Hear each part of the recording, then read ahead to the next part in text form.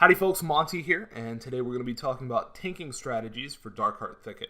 Darkheart Thicket is, in my mind, the easiest of the Legion 5-man, so it's a great place to cut your teeth on Mythics, especially if you're new to tanking.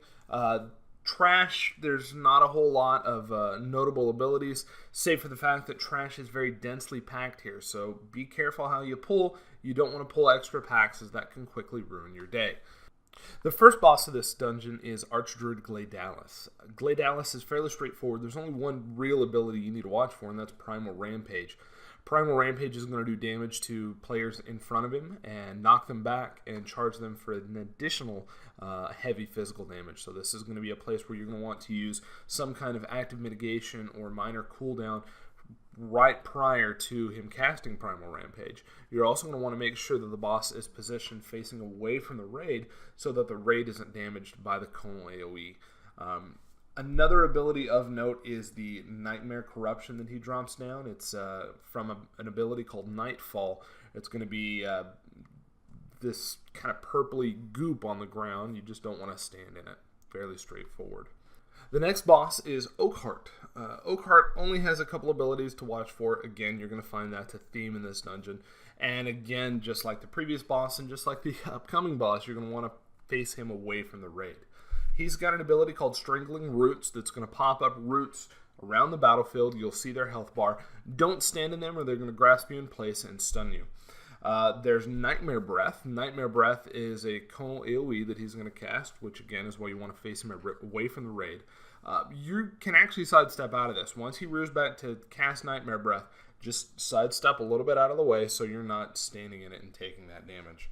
Finally, Crushing Grip. He's actually going to pick you up, assuming you've got aggro, which you always should. He's going to pick you up and crush you, dealing heavy nature damage, and then throw you, which is going to cause more damage. Most of your abilities cannot be used while crushed, but you can use your defensive abilities. So this is a great place for a cooldown. If you can see this coming, watch your watch your boss timers from Deadly Boss mods. Hit your active mitigation immediately prior. That way you'll take less of that damage and make your healers' lives a lot easier. The next boss up is Draenor.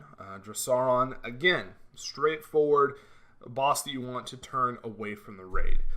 He's got an ability called Breath of Corruption, which again is a conal AoE that you can sidestep out of. You really want to make sure you sidestep out of this, because not only is it going to deal damage to you, it's going to put a armor reducing debuff on you if you're hit. So just move out of the way.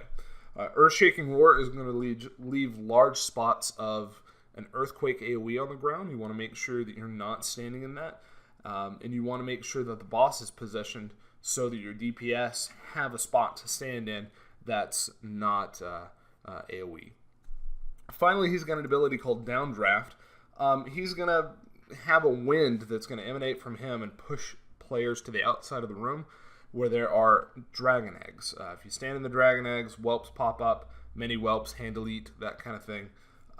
Just make sure you're running towards the boss during that wind so you don't get pushed back, and you'll be fine.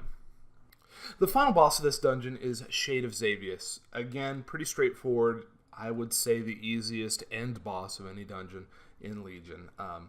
He's got two abilities you're going to want to watch out for. The first is Waking Nightmare. Waking Nightmare is going to be applied by Nightmare Bolt, which is going to deal damage and then debuff the target with a nightmare. Anybody who has a nightmare is silenced and pacified unless standing near an ally. So if you get Waking Nightmare, make sure that you've got one of your DPS standing with you. That way you're not going to be silenced, you're not going to be pacified, because if you are, you're probably going to be losing threat. The second ability is the opposite of that. It's Induced Paranoia. It's, again, going to deal damage to somebody and debuff them with Paranoia. As the opposite to Waking Nightmare, anybody who's paranoid is going to be horrified for 5 seconds if they stand close to allies. This is going to be something that you're going to have to find some way to communicate to your group. Say, hey, I have paranoia. Make sure you stay out, because if a melee DPS is standing near you while you have paranoia, you're going to be horrified, which can't be broken by Tremor Totem or anything else that's going to break fears. You're just going to be horrified for 5 seconds, and that's going to be a pretty bad day for you. Finally, at 50%, Xavius is going to cast Apocalyptic Nightmare. This is going to deal fire damage in spots that are going to pop up on the floor around the room, and it's going to increase the damage he deals by 5%. It's not really, I mean, that's going to stack up eventually and cause more damage, but it's not really something you have to worry about. Just make sure when those little spots pop up on the ground, you avoid them before they explode with fire damage, and you're going to be fine.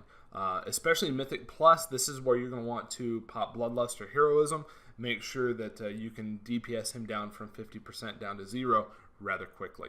So that's all I've got for you on Darkheart Thicket. If it was helpful, hit me with a like, hit me with a subscribe, and tell me in the comments if this was helpful to you. Tell me what kind of loot you got here in Darkheart Thicket. And all that said, thank you guys so much for watching.